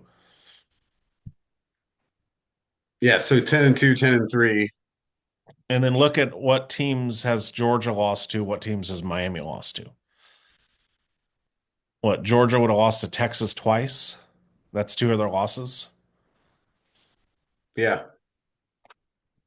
So you can't really say that because, I mean, their losses are better than Miami's wins, right? I mean, who has Miami actually beaten? No, Miami really shot themselves in the foot losing the games they did. Yeah. And 2 of them are in the last 3 weeks. Yes. But we saw that in the eye test showed that Miami were like they're lucky to be undefeated and then lucky to do this and then they're like, "Oh, luck finally ran out," and they started losing games. Yeah, they had that stretch of games where, it was all real close and coming down to the end, especially the Cal game. Hmm. I feel like the only way Alabama doesn't get in is if Clemson beats SMU in a close game. Because then you take SMU over Alabama, I would. They only have 2 losses, and one was a conference championship. right? And because they're ACC and not Mountain West, because that's the same argument you can make for Boise State. The only difference is conference, Right. I feel like there is no leeway for non-power conferences. right? And the But only then, reason Boise State is up there is because they almost beat Oregon, right? That gives them a little pedigree. And because are they're they at going to 10 take and 11 and SMU? 1 and huh? Are they going to take SMU over in Alabama? I mean, you look at SMU, like they don't play the toughest schedule either. But here, okay, so are you going to, here's my thing. Are you going to punish SMU for playing in a conference championship game just because you want Alabama in? Then put Alabama ahead of Indiana because who has Indiana played? Yeah. And they're not in a conference, they're not a conference, and they're not playing in a conference championship game. So you're saying we shouldn't count the conference championship games in the rankings? I don't think so because you're screwing over teams that had great, like you're saying, like Georgia is 10 and 2, Alabama's 9 and 3. If Georgia loses, they should still be ahead of Alabama. Right. Yeah, I mean it's a good way to look at it, you know. Maybe just get rid of conference championships. I would think so. They need to. If it comes out, let's say SMU loses and they don't make the playoffs, but Alabama gets in and Clemson gets in, and yeah, and SMU doesn't make it, even though they only have two losses and then one was in the conference championship game. That's kind of BS. Well, and I mean, you're already asking these teams to go and play an extra potentially four more games. Yeah. And then that conference champion, that's just an additional game. I get it. It's revenue. It's the money that they want. But yeah, it doesn't, it kind of makes it a lot harder in these situations, to decide, that conference championship game, how important is that and how important is the loss of that?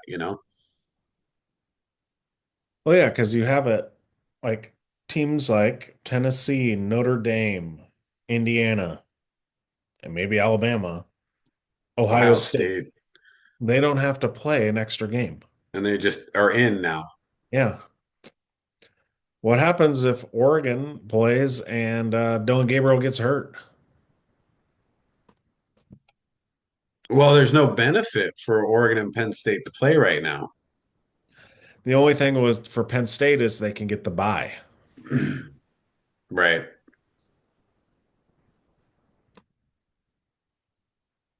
Yeah, so I guess Penn State, yeah, they want to win that game. Mm. Yeah, it does. I'm looking at that Notre Dame, Ohio State, Tennessee, Indiana, Alabama, you know. You're looking at all those teams that you're just saying that they're in now. Yeah. That's why looking at this, the only team that I feel like is only two teams that are on the bubble for me are Boise State and Alabama. Because I feel like if Boise State loses, they're out, UNLV's in. And I feel like if Clemson beats SMU, Alabama's out. Yeah, man, I don't know. I think they would. I mean, I'm just saying what I think the committee that would do is send Alabama over SMU, Yeah, the only thing is then you're just going off a brand name. right? Because look, you look at the losses. Look at Alabama's losses. No, that's what but I'm just saying that's what they're going to choose. That's not what's right. I just think that, I mean, Tennessee lost, that's tough. They did beat Georgia Right? But they lost to Vanderbilt and and they Oklahoma, got crushed by Oklahoma. right? 6-6 Oklahoma. Yeah, that's yeah, and it's not record. It's not anything except that they want Alabama and they're not SMU. Yeah, It's kind of always been that way. SMU's only loss was the first game of the season to BYU by 3,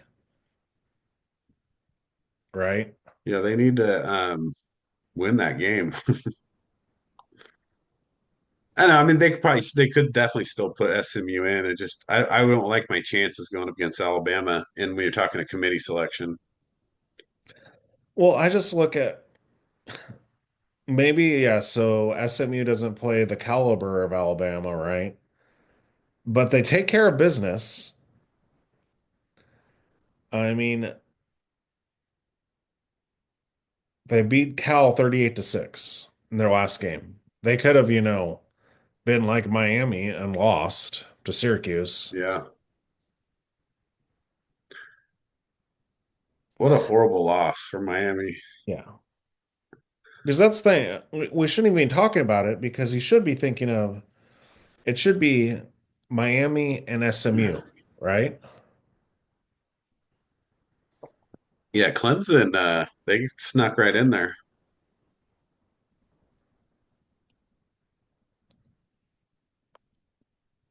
Yeah, for me, Alabama losing to Vandy and then losing to Oklahoma by 21 just 2 weeks ago, mind you. This wasn't at the beginning of the year. This was 2 weeks ago. They lost by 21 to Oklahoma.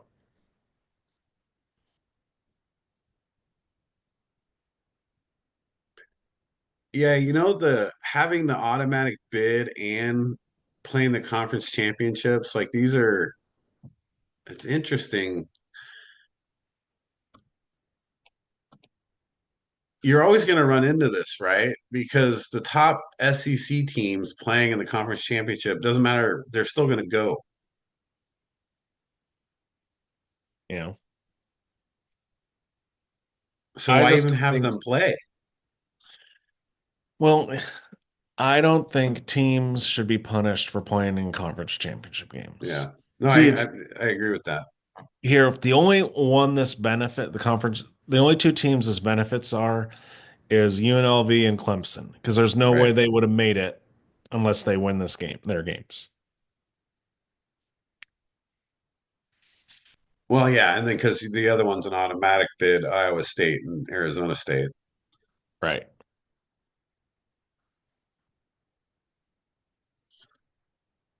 Big 12 really just fell off there ranking wise Mhm. because you're talking about a 15 and 16 seed playing for the one spot they get.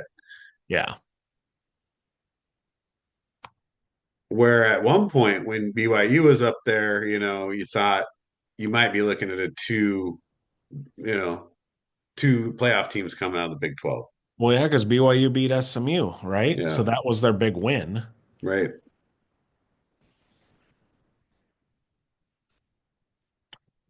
It actually looks, yeah, fairly locked right now. Like, It should be. If SMU beats, um, if it goes status quo, so SMU beats Clemson and Boise State beats um, UNLV, then you're pretty much locked in with what you got with whoever wins the Big 12, right? yeah. Alabama will be the 11 seed. They're going to put the Big 12 champion as the 12 seed, right? Because I think Can teams move up though? Like who can you got Penn State where I know can help themselves, right? What yeah, about Penn Georgia? State, huh? Can Georgia help themselves by beating Texas? Yeah, because they'll get a bye. Right.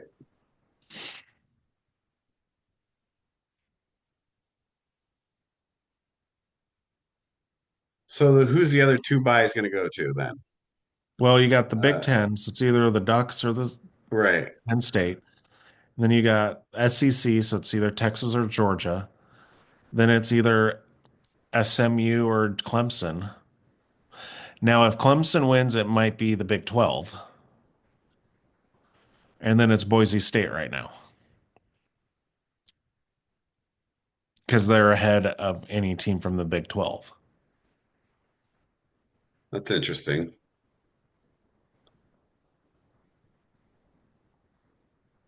Wait, there's four buys, so who's the fourth? Well, I said, yeah, you have the Big 10, SEC, the ACC, and Oh, Boise SMU. State. Yeah. So right now it's the Ducks, Texas, SMU, Boise State. And they have, in some of these games, I mean, Tennessee, Ohio State, Arizona State, or Iowa State, Penn State, Alabama, Notre Dame. Poor Notre Dame. Well, how does Notre Dame even get to a bye? They can't because they That's can't win a conference right, championship. So they're always going to be, that's why they could be the cool independent, but they're never going to get a bye. right. And with these long playoff schedules, that you really want that bye week, Yeah. but you have to play an extra game to get it in your conference championship. So maybe you don't want it. You get more rest that way. Yeah. And then, they're going to change stuff around because, like, right now, yeah, it would have Indiana playing Georgia, and then the winner would play Texas. Well, you're not going to want Georgia play Texas a third time, right? Hmm. Or Tennessee against Ohio State. You're going to have them play Oregon in the first round or first, Right. second round. So you think they're going to move games around I based on who they're going to play? I don't I can guarantee they'll do something sketchy like that. They're gonna Yeah. do something where um the fifth seed will be a team that, like, because right now the fifth seed's Penn State. I still think Boise State can beat Penn State, right?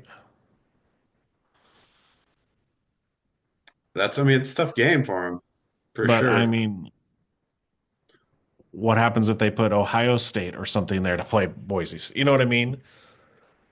They're trying, I think they'll try to put a team that will be super tough for Boise State in that first round.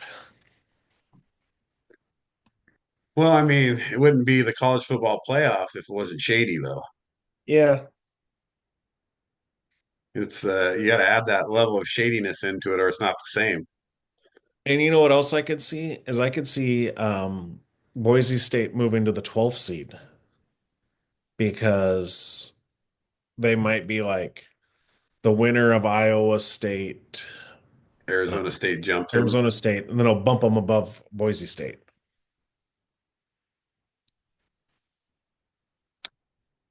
Yeah, I mean, who else would be above them then, though? So they move up because Miami's 12th, right? They're first out, Yeah, and then Alabama's ranked 11th right now. right. I mean, I don't see if Boise State wins their conference championship. I don't see how they can move down. Yeah, we'll see. If they don't win, let's say Iowa State wins by 30 and Boise Yeah, State wins by a field goal. man, that's a lot of respect to the Big 12 then. Well, it also might be about, well, we want to take care of our big money conferences. Yeah. Well, obviously, with the SEC potentially having two, three lost teams and plus their conference champion, Yeah, although Big Ten is sending four. right.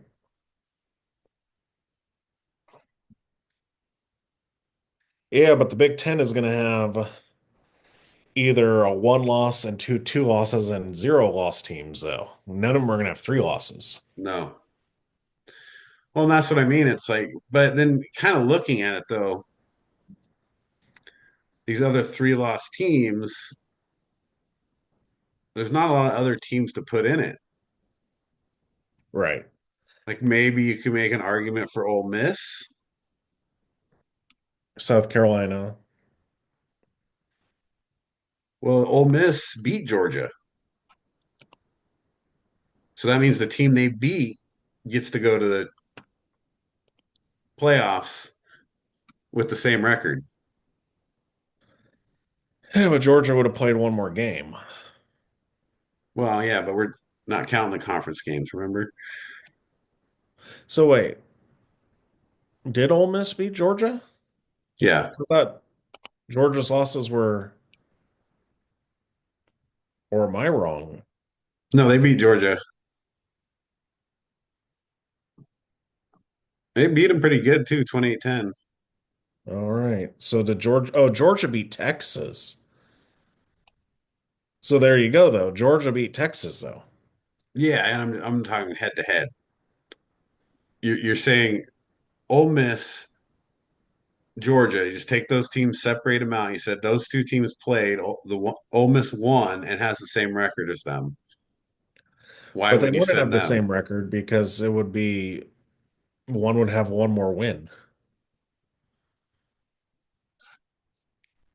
Georgia's 10-2. So they're just played more games. They played two Yeah, games. because they're going to play the conference championship game. Yeah. So Georgia's 10-2, and Ole Miss would be 9-3. Yeah, I don't fault them for playing one less season game though. Well, then Georgia wouldn't have three losses.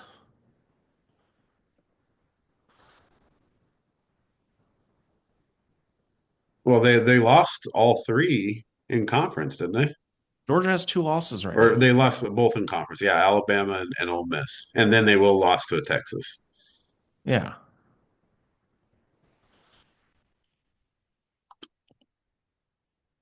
So yeah, if you don't want to hold this championship against them if they lose, because then they have the same record as a team that they lost to. right. And Ole Miss lost to LSU, Florida, and Kentucky. Yeah, That's I'm still worse not sitting losses up. than Georgia. If I'm Ole Miss, I don't like the fact that a team I beat, with the same amount of losses as me is going. But they don't have the same amount of losses as you. Well, they're going to after they lose to Texas. But they already beat Texas once. So what you're saying is Ole Miss beating Georgia is better than Georgia beating Texas and then losing to Texas. If I'm talking about who I'm putting in a playoff, yeah, because they played head to head and they beat them, and they But have the same amount of so losses. but they played one more game. Well, that's the thing you're saying is you can't fault Georgia. Oh, they got three. Well, do we know Ole Miss wouldn't lose to Texas? Then they'd have four losses. Yeah, but what we do know is that when they played each other, Ole Miss won. But we do know that Georgia has a better record than Ole Miss. If Ole Miss played one more game, they it doesn't have to be. It could be anybody, and they could be 10-3 as well. No, they'd have to play Texas Why would they have to play Texas? because Georgia has to.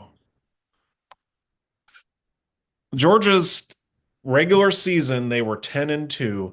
Ole Miss's regular season, they were 9-3. They played the same amount of games. Georgia won more. Now you're going to say we go to the conference championship where Right. Georgia's now playing the number two ranked team in the nation.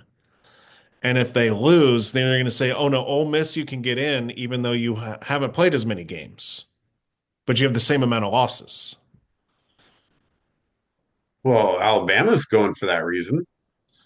Well, that I'd be more concerned with Ole Miss against Alabama than Ole Miss against Georgia. Because what? Georgia's losses would be Ole Miss, Alabama, and Texas, where Ole Miss losses are Florida, Kentucky, and LSU. Three non-ranked teams. Yeah, they bet they did beat Georgia. I don't know. That's still At home. It wasn't in a neutral field or anything. no. Yeah, I don't see any other teams though that could have any kind of What about bid South though. Carolina? Well, they beat Alabama, so they could argue that. No, they lost to Alabama. Oh no, yeah. Oh, sorry, that's no. So they didn't beat anybody that they could argue over. Yeah. Well, they beat Clemson. So if Clemson wins, maybe, but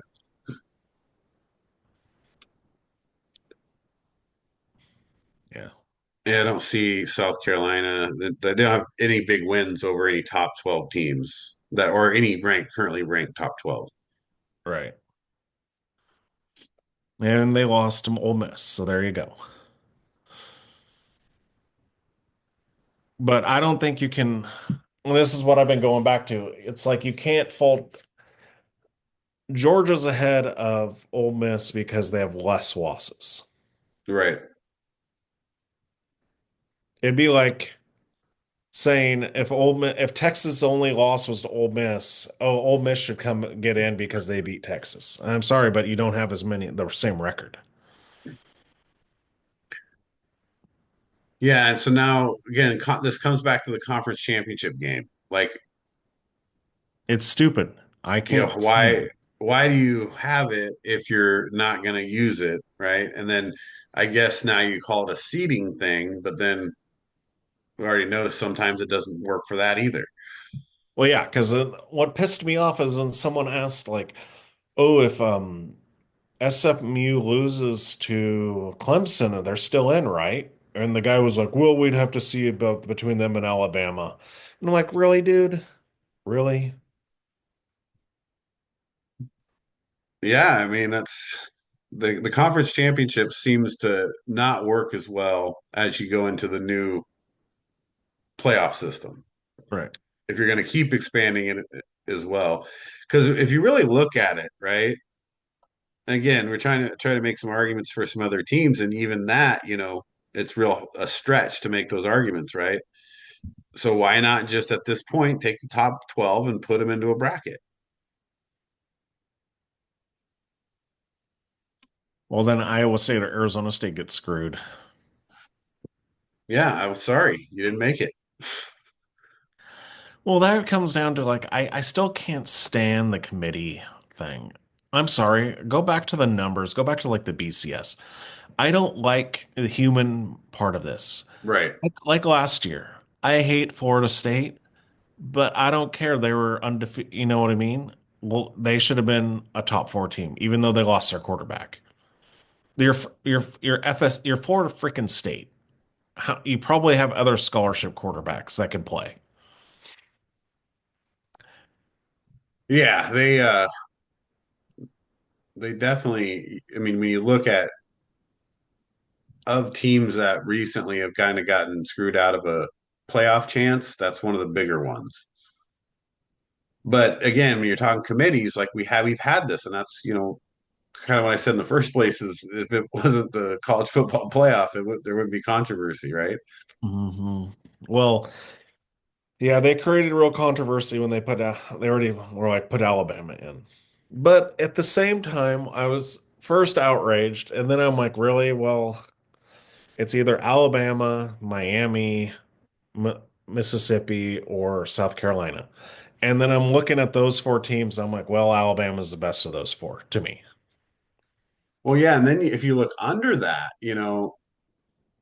There's nothing. obviously one of those teams is going to get a bid, which almost kind of sucks just because they're Big 12. But yeah, there's not a lot down there that you would take anyway.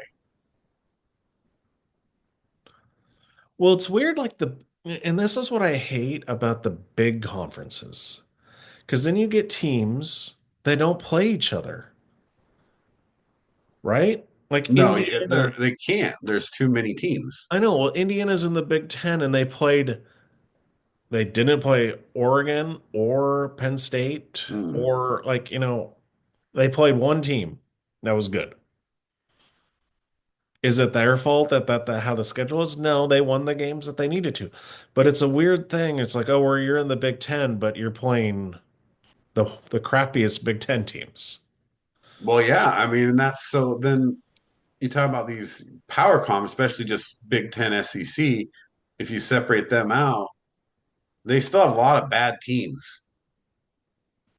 Only it's weird is that only Ohio State played all three of the other Big Ten teams, right? Isn't that Right. crazy? Yeah, they're the only Iowa one. State or Oregon only played Ohio State, Penn State only played Ohio State, and Indiana only played Ohio State. Yeah. But that's why they still have them ranked six. Right. But then it makes you wonder, like, how good are these teams really, though, you know? Well, that's why I kind of look at their losses. I look at like, okay, didn't lose to anyone bad. Alabama lost to some bad teams. Ole Miss lost to bad teams. Indiana lost to their only good team. SMU lost to the only good team they played. How do they get away from this creating these big conferences? Because that it seems like if you look at all the conferences now, most of them they're getting 20 people in them. Well, you get to this point, they don't really care about the product, they care about the money. And money is big conferences. It would be nice if we still had like the Pac-10 and the Big Eight, you know what I mean? And just like 10 teams per conference. Right. That would be nice, but they don't want that anymore. They want super conferences. Well, it gets you a better look at the conference because everybody plays each other. Yeah. And that's kind of the whole thing right now is just what you're saying is like you don't know because some of these teams didn't play each other or play a lot of different of the ranked teams. They get in there with those easier schedules. Well, yeah, look at the Big 12. What did Colorado, what did I mean, did none of them really they all had bad losses. You know what I'm saying? It wasn't against each other. See, at least in the SEC, they seem to all play each other, or kind of do. There were a lot of good SEC games, against top ranked teams this year. Um, Georgia, Alabama, Texas, Georgia, Right. So like we look, Tennessee, Alabama. Colorado didn't play any of they didn't play BYU, they didn't play Iowa State, they didn't play Arizona State. BYU lost to Arizona State, but they didn't play Colorado or Iowa State. Iowa State didn't play any of the top four teams in the Big 12. And then Arizona State only. So BYU and Arizona State are the only two that played each other. The top four teams. Right. We were all tied with the conference record of 7 and Right. 2. And Yeah. if they had played each other, you wouldn't have had that tiebreak. Yeah. Or And at then least you if they might did, you have, you could go head to head. right. And then you might be more favorable of the Big 12, also conference, because you would have played tough teams. If Yeah. you're like a BYU or Colorado and you beat Iowa State and Arizona State and you have two losses, then you like look a lot better. Yeah.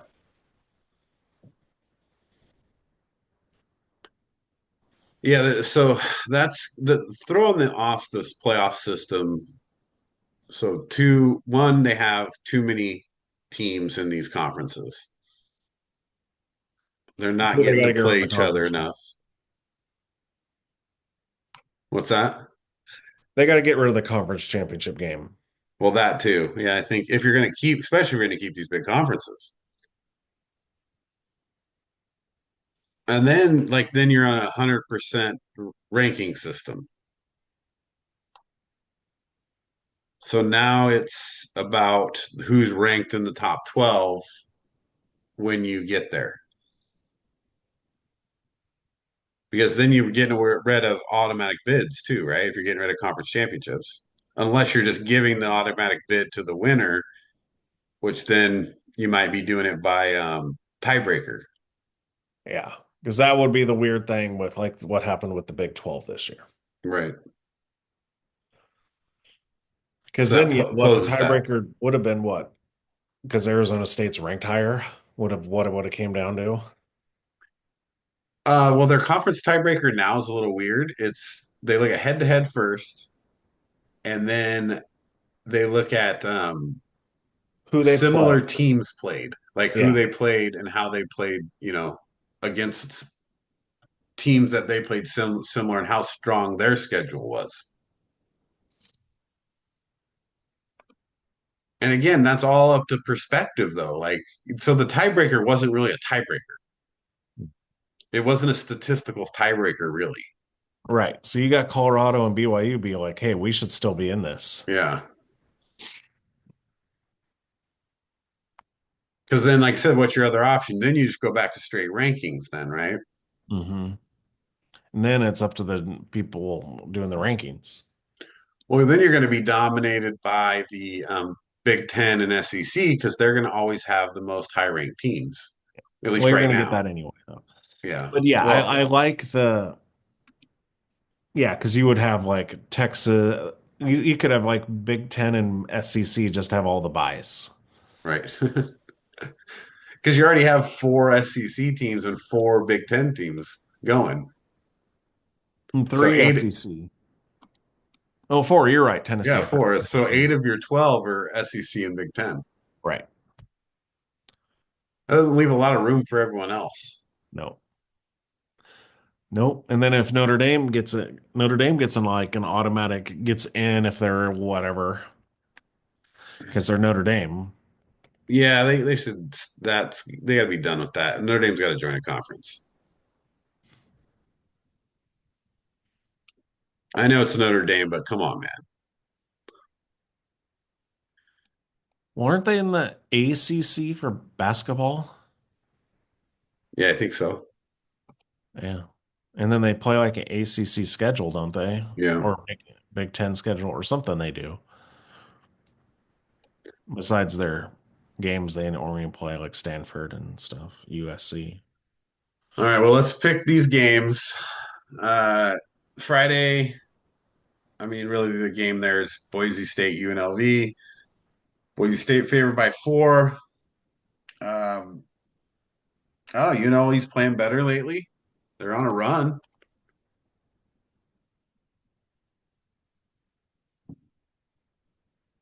I don't know. I think they've lost to Boise State. It was a close game. So 29-24. What was that in It was at UNLV, it looks like. yeah, so this is the blue turf. This is on the blue turf, so you're playing at Boise State. Oh, they are at home for the Yeah. conference championship. Yeah. Well, that's crazy. Yeah. They lost a tough game to Syracuse early in the season, and I mean, Syracuse obviously, just beat Miami. I think UNLV does have a chance here. They played them close last time, but yeah, they do got to go to Boise State. So yeah, I guess This you got to was run with Boise State here. Yeah, this was Gentry's toughest game. He only had 128 yards rushing on 33 carries though, Right. so it was a tough one. But because it's at home, I got to take Boise State here. Yeah. Yeah, I think that's the pick. But probably be a fun game to watch. Yeah. That's going Any to be a game good on the one. blue turf is fun. Yeah.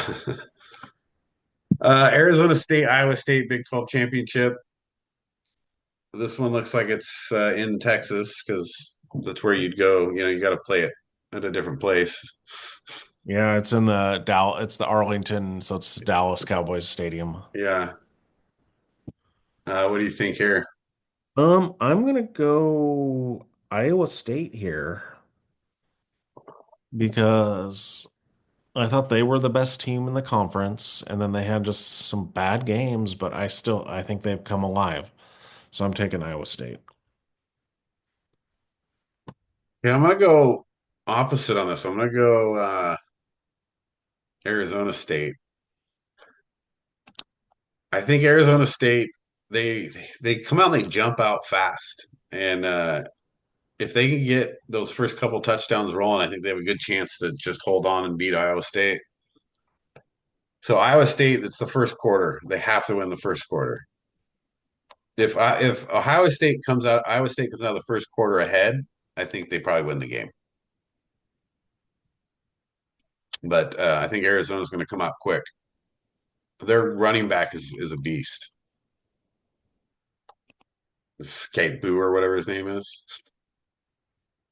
What's his name? Scataboo. I don't even know how you pronounce that. Skibbity bop bop bop doo. So I'm going with Arizona State. SEC championship in Atlanta, Georgia at Texas. I mean, that doesn't seem fair for Georgia. mean, for Texas. Well, I know. I mean, either way, yeah. One fair is an advantage, one is a disadvantage. Oh, that's tough. I'm still going with Texas here. Georgia just hasn't impressed me lately. I mean, just that last overtime game. I think Texas right now is just a little further ahead. I'm gonna take Georgia. I'm just gonna. I don't know why, because I think Carson Beck is super overrated. I think he's gonna play a decent game. He's not gonna turn the ball over, and I think they'll win. And plus, it's in Georgia. It's in Yeah, Atlanta. That's kind of messed up. yeah, it's really not very fair. Yeah, I mean, Georgia beat them already. So this is Texas's shot of redemption, I guess. And it's a big game, right? Both of you want that bye week. Yeah. Well, this is where it's really hard because now Georgia, if they lose, they've played the conference championship and they don't get a bye. So they Yep. have even more games. Yeah. So technically that's like a 5 game playoff run if they go all the way to the championship. Right. Well, same with Texas, right? Whoever loses this game, Right. same with the Big Ten championship, right? Whoever it's kind of like, Okay, well, speaking Big Ten championship, you got Penn State at Oregon. They're playing in Indianapolis, obviously. Um, Oregon still the favorite, but only by 3.5. What do you think about that game? I don't really trust Penn State, so I got Oregon winning here. Yeah, they're statistically pretty even. They both beat Ohio State, or they no, they both played Ohio State. Penn State lost to them, um, but it's a very close game. I'm not super impressed with Penn State's teams they played. They've obviously been winning, easily in some of those games, but yeah, they don't look good enough to beat Oregon. Maybe if they were at home, but they also lost to Ohio State at home. So Oregon probably will cover 3.5. And then your favorite here, the ACC, Clemson, Ellis, or SMU in North Carolina. Yep.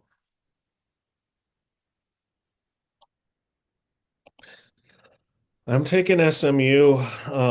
Their offense is amazing. Yeah.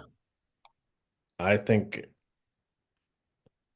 they are the best team in the ACC. I thought that before, but even with I thought if it was Miami, I still was taking SMU. What they did, I was watching the game last week and I was like, oh my gosh, that offense is amazing. So I'm taking SMU. I don't think Clemson's right now is all on brand name. Yeah, they're really hit and miss with their offense. Their running back, Mahafa, he wasn't completely healthy last week. That didn't help them. And so I think their offense could score enough, but can they slow SMU down? I think that's the big question. And I haven't been super impressed with their defense. So you probably got to stick with SMU here because only 2.5. Yeah, I'm going SMU. I mean, if that happens, right? I mean, that makes it pretty easy Right. as far as what, because then, Boise State wins, Arizona State, Iowa State, who cares? Right. Yeah, if So, SMU and Boise State win, then you're just going to get what you got today, which is Yeah, freaking out about Alabama making it. there is no controversy really at that point because I mean we looked at the bottom part of the 12 to 25. What else are you going to do? Right. It's the whole, yeah, like you said, it's Ole Miss and Miami and then Alabama. Yeah. So, like I said, though, I'm sure those teams can make any arguments. Even when you try, you can figure something out. But it's just at this point, there's nobody else good enough to put in there. Right. And that's where you get to when you like, oh, like they want, like, oh, we should add to 16. You're always going to have it where there's going to always be teams that don't make it, but then you're going to also be like, do these teams really deserve it? Right.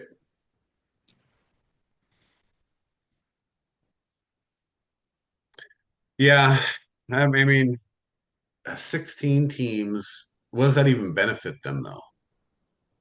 You, No, I'm just saying if they did that. no, because they're expanding, right? Aren't they Yeah. going to Well, then you wouldn't 16? have to worry. Then you'd have Miami. You'd probably then get whoever loses the Big 12 championship, right? And then you could go and get your two more SEC teams and then the loser of the ACC championship or whatever. Yeah. Yeah, maybe they should have went to 8.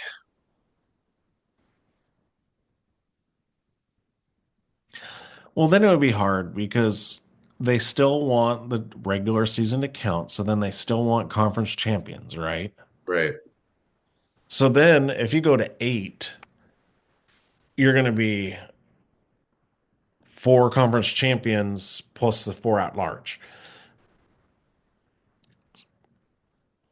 And then you might once the Pac-12 comes back, then there's five conference champions, right? So you'd only have three at large.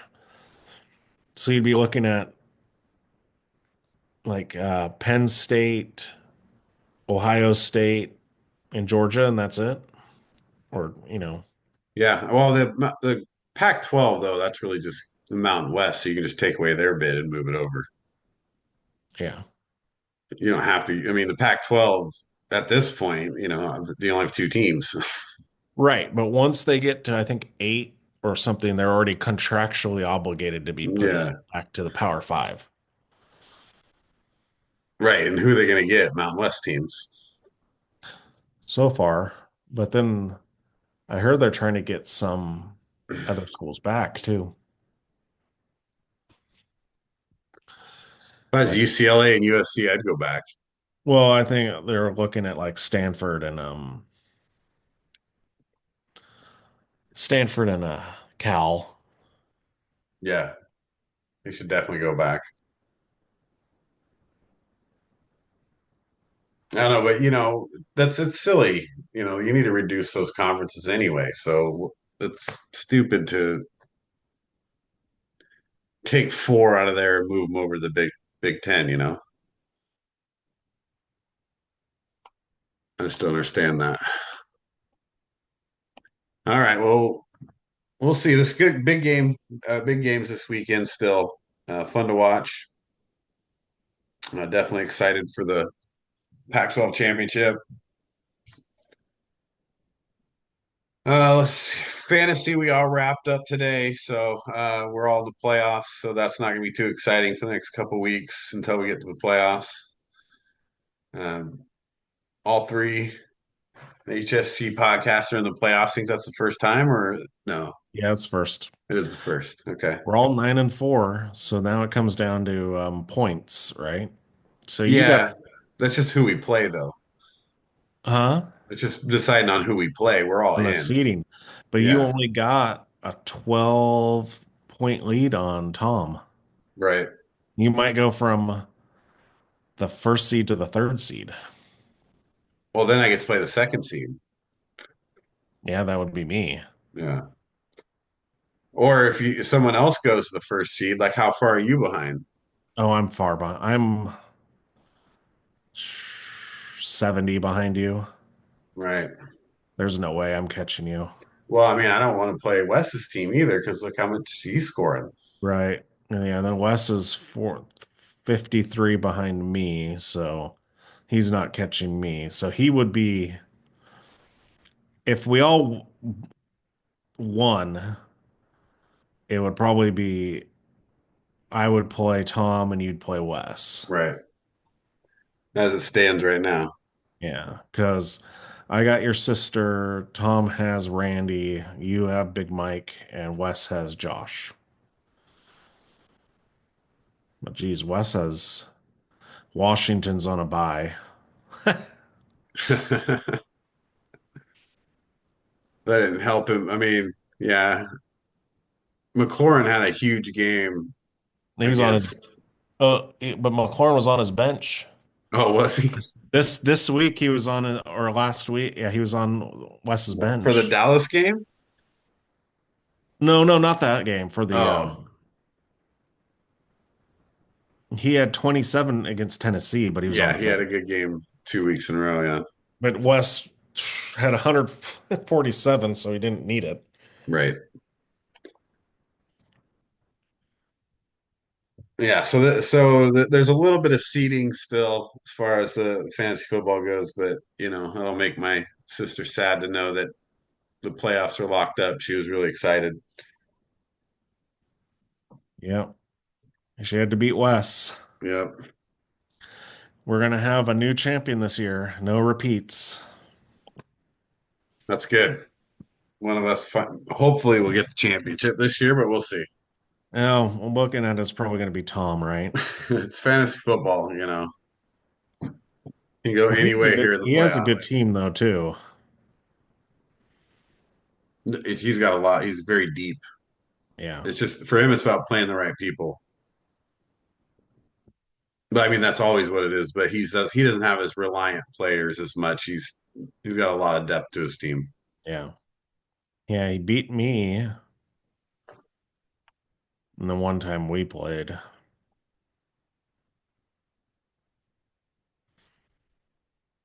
Well, at least we know we've got some good competition going in here, though, to the playoffs. So there shouldn't be any people not changing their rosters. And Yeah. Well, yeah, obviously we got to look at for next year, switching some teams out again. right. Yeah, we got to make sure we got people playing. So, but yeah, playoffs here coming up for that, and big games here for college conference championships, and then we got NFL moving towards the playoffs. So a lot of games are going to make a lot more difference here, and so picking the right people, putting a lot of your right players in, that's going to be important. All right, we'll wrap it up there. Thanks for listening. Don't forget to subscribe and like. Any comments are welcome. Tell us about your Christmas movies. Don't forget. We'll see you next time.